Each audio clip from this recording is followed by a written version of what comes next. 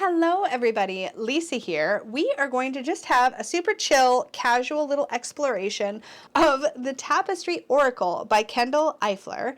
Now, Kendall sent this deck to me to check out and I was delighted. They basically saw that I had commented on it on one of Danny Mystic's videos. Danny did a beautiful walkthrough of this deck that is probably going to be better than what I'm about to do, so definitely check out Danny's video. But Kendall saw my comment that I was still really tempted by this deck and actually reached out to me and said, hey, I would love to send you one. So one came in and I just want to show it to you. It's not a deck that I've seen anywhere but on Danny's channel that I can remember. And I think it's a little gem. And so I just wanted to bring you with me while we do a little exploration of the cards. My deck is not in any particular order, and full disclosure, I kind of low-key have some plans to color this with Sharpie, which is something that Kendall has told me is completely fine, but I'm real excited. It is a black and white deck, but I really enjoy the themes, and again, these cards are in no particular order, but I just kind of wanted to show you, and there's something about it.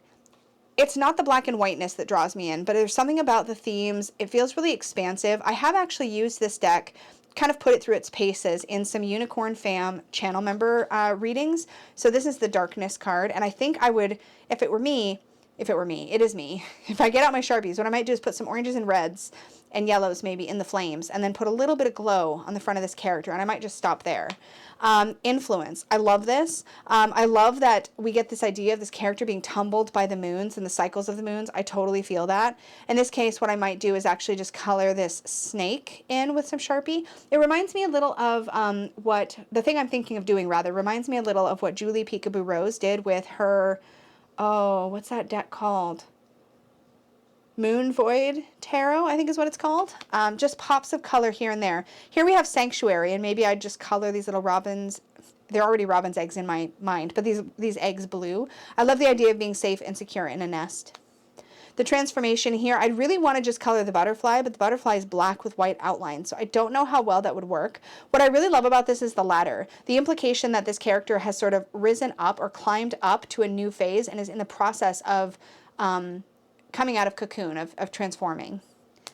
Germination. I love the scattered seeds. Those are what I would want to color. Also a little bit intrigued by these shapes up on the fingertips. That's also kind of cool. But I love the idea of there's something that hasn't happened yet, but we're kind of nurturing the idea before we plant it and begin to water it. That's something I really love about that card. Reflection. These almost look like books to me. I guess that's probably the intention. I'd almost be tempted to color those in. Companion. I love this so much. And one of the things that really caught my eye about this deck is the body diversity. Obviously, I'm looking at a character here with a nice round belly, and I'm like, yeah, okay, cool. I love that. Here we have balance, and the character's looking at the tortoise. I think I'd be inclined to color in the tortoise and maybe even these rays of light behind the character, or these things that are in the scales, or both. And I don't know if this coloring project is something I'm going to get to anytime soon, but I do love the idea of it. Here we have Serenity, and it's like this character's underwater, and we have all these bubbles and things. I don't know. Here's another like really great, like sort of diverse body, but there's cacti growing all out of this character's body. And there's like this explosion of growth. I'd almost be tempted here to color those rays again in these little plants and leave it there. Witness. Oh, so powerful, right? This idea that we can be seen in our joy or in our pain, that we're not alone. Oh, there's a lot of feels in this one. Fulfillment. Scooping up the water to fill one's own vessels. That's what I see here. And again, I'd probably want to color the water here, maybe this one vessel, or show it kind of partly full with water to show the action or the process of filling it. Rising. This is super cool, this idea of like almost, it makes me think of rocket jet streams kind of out of one's hands, pushing down, like the jet streams are pushing down so that the character's rising up.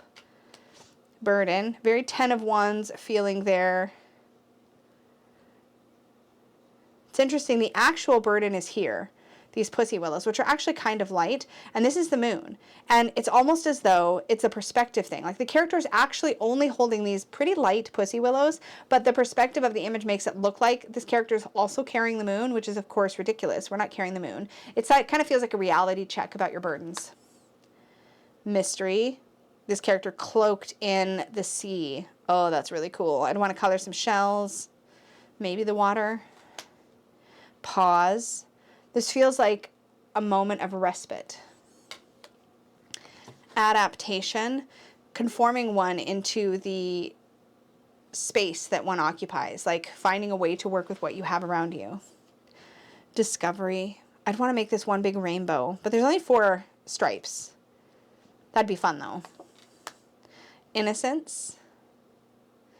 Maybe the roses. Maybe I'd make them. Oh, but if they're white roses, that's even better. So maybe the leaves around the roses and some of the other flowers. That'd be cool. Oh, we have another one of those blank cards in there. Protection. I love the stag here holding this character and the stars. So the stars dangling and maybe the stag. Maybe. Just kind of thinking through what I would want to color. Power. Yes. It's almost like teeth. It's almost like a jawbone and teeth, but it's perpetual. I don't know if anybody else sees that, but I kind of do. Threshold. Being right there on it. Do we go through or not? Oh, I must have really shoveled those blank cards in there. Oops. Journey. I'd want to go the cacti maybe. There's a horse over here. Duality. Ooh, maybe the ring and their hair, but I'd have like one be one color and one be the other with like a little stripe of each color in the other's hair, like a yin yang. Does that make sense? Source. I love this rooting down, connecting. Devotion. Yes. I love that. Light. Dream. Reaching for dreams. Focus. I love the angles in this card, the linearness of it. Fate.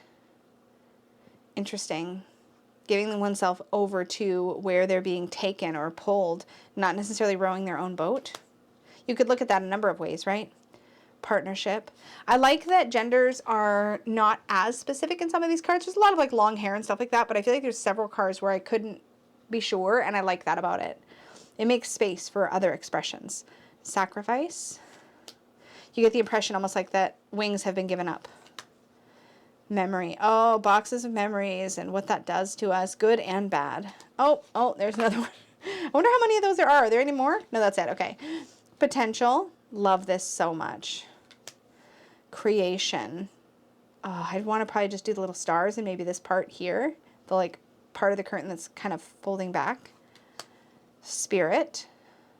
I found that when I used this in Unicorn Fam readings that it felt really intuitive to do. Energy. Pride. Brilliant. Love it. Reach.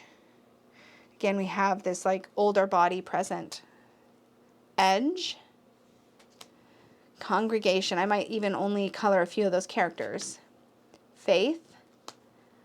Nurture. I love the shell here. And center. So I'm really excited to play around with this a little more, get to know it a little more. I'm hoping that I will make some time to color with it. I think I need to pull these blank cards out of the deck though, so I don't get them mixed up. But thank you again to Kendall for sending this to me so I could take a look at it and share it with you guys. I'm super curious. Is this one that you enjoy as black and white? Would you prefer it with color? And if you would you color? Have you ever colored or added Sharpie, like colored Sharpie to a deck or colored markers? If you have, let me know. The only thing I've done that with so far is to add edgings to decks or to put like titles on trimmed decks, like the alchemical symbol for the element, that sort of thing, the number. That's the most kind of modifying I've done as far as like the front of the cards so far, but I'm really tempted to add a little color to it. So we shall see. I will try to remember to keep everybody posted, and for now this is going to go in my decks to be worked with even more as I get to know it. And again, if you have this one or if you are curious about this one, share your thoughts down below. I would love to hear what you guys have to say about it. As always, thank you for hanging out with me, and may your magic always shine from the inside out. Bye guys.